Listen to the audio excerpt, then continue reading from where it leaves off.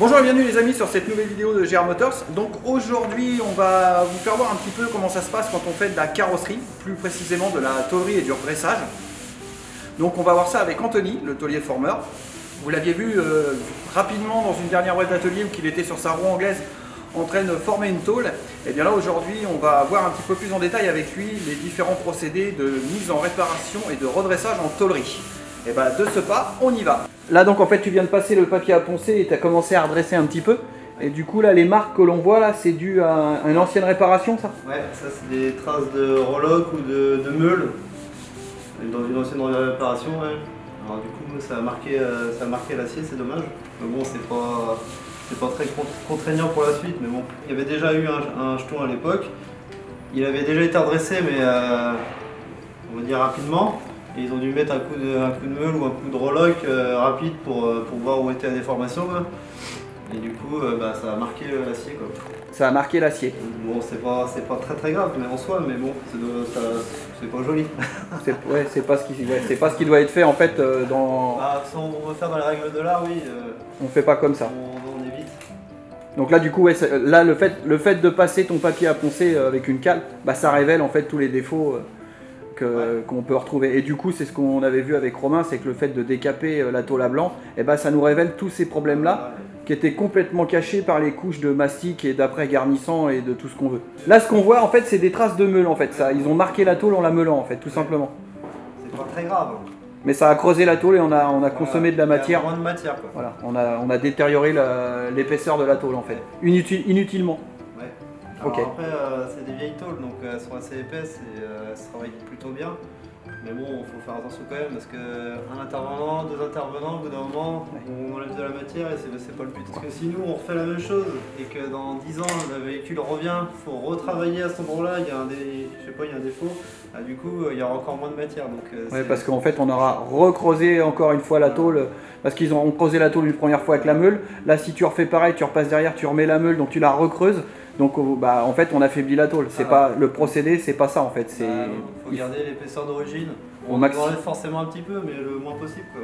Ouais, il faut garder l'intégrité de la tôle, enfin son épaisseur, il faut la travailler mais pas en la diminuant en épaisseur. Voilà. Okay.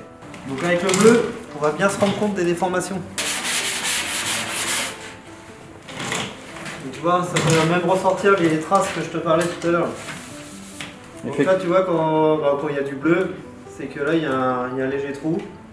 Et quand c'est vachement poncé, c'est que du coup il y a une petite bosse. Ouais, bah, effectivement. Là on le voit très bien à l'image.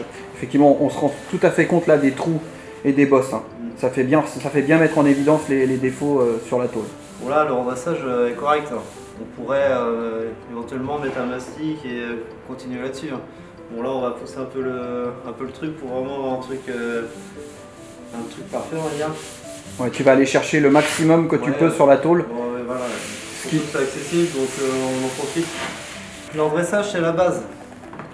C'est la base. Si on veut une belle voiture, une belle peinture, il faut que le redressage soit parfait ou très bien. Si le redressage n'est pas bien fait, malheureusement, la suite, ça s'annonce pas terrible. Quoi. Ouais, en fait, il faut que tu aies la surface de tôle la plus plane possible dès le départ. Comme à l'origine, comme elle était voilà.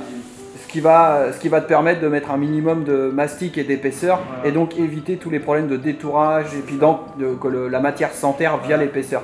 La base c'est ça, voilà. Vraiment, il faut commencer par ça, au redressage nickel et après pas trop de matière et comme ça on a un résultat qui est nickel. Quoi. Donc oui effectivement on l'avait expliqué avec Romain lors de la précédente vidéo sur le décapage que moins on aura d'épaisseur, mieux ça sera pour le résultat final parce que effectivement plus on a d'épaisseur sur la tôle en mastic, en matière, en apprêt, enfin tout ce que vous voulez en composant, plus on a d'épaisseur et plus il y a de risques que ça travaille dans le temps et puis que on a une peinture forcément sortie de cabine qui va peut-être être belle mais qui va pas durer dans le temps parce que ça va s'enterrer, créer des ombres et des déformations. D'où le redressage, il faut qu'il soit le mieux possible. Voilà, d'où une préparation de la surface parfaite. Tu as plein de types de tas, ce qu'on appelle un tas, c'est les blocs de métal. C'est ça, c'est ce qu'on utilise pour supporter, en fait quand on tape, ça vient maintenir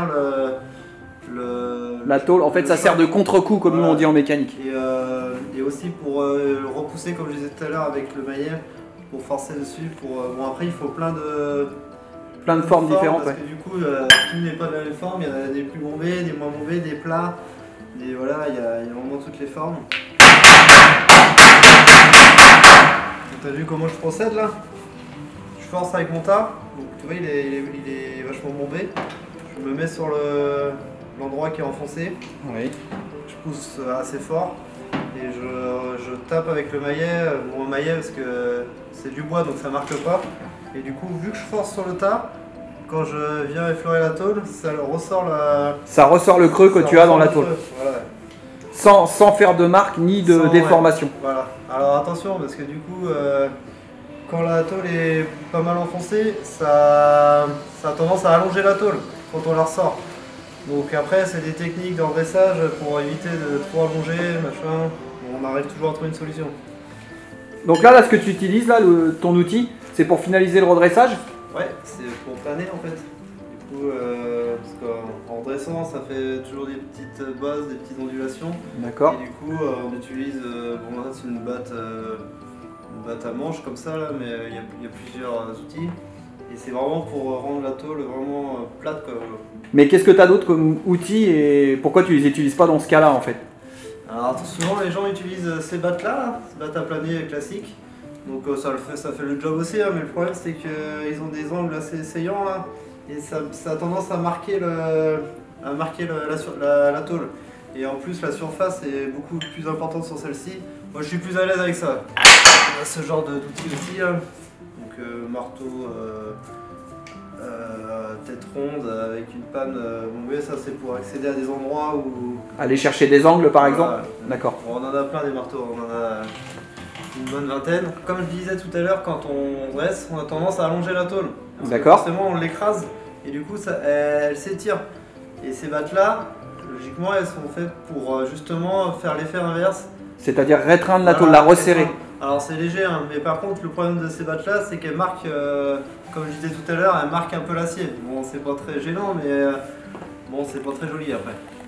Voilà, comme vous pouvez la voir à l'écran, là on voit elle est plein de petits picots. C'est ce qui va faire que cette batte là en fait elle va restreindre par le fait elle appuie sur des petites surfaces à la fois et non pas sur une grande surface. Voilà. Alors moi c'est ce que j'ai remarqué, vous êtes beaucoup de tauliers formeurs souvent à fabriquer vos propres outils. Bah ouais, parce que des fois on est sur quelque chose, on est bloqué parce que l'outil n'a pas la bonne forme. Alors ça c'est un outil que tu as apparemment que tu as fabriqué toi-même. Ouais. À la base c'est ça. D'accord. Tu vois c'est une râpe. Ouais. Pour râper, pour pareil enlever le surplus. Bon ça enlève un petit peu de matière donc doucement. Et ça fait ressentir les défauts.